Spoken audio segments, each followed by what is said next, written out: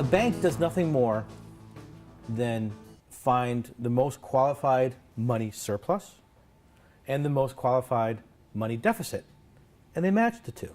Okay, rich people deposit their money into the bank, and then they lend that money to worthy folks in the community who, with a good credit score, who are going to be entrepreneurs. Now, the assumption of the current banking industry is that you have the knowledge required to execute a business plan, and the bank is going to lend you the money. Okay, that's how it works. Entrepreneurs, you assume that they have the knowledge to execute. In an innovation bank, it's going to work exactly the same way, except a mirror image. So the new economy is going to be very much a mirror image of the old economy. The difference is as follows. With an innovation bank, you assume you have the money to execute a business plan, and then you go off and search for the knowledge.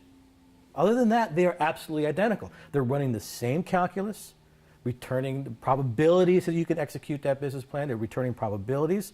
They're looking for most worthy money surplus in this case, and most worthy knowledge surplus in this case, and they're matching them. So they're absolutely identical, with the exception that one, you assume you have the knowledge, you get the money. The other, you assume you have the money and you get the knowledge. This is very important because they combined, they act as a virtuous circle.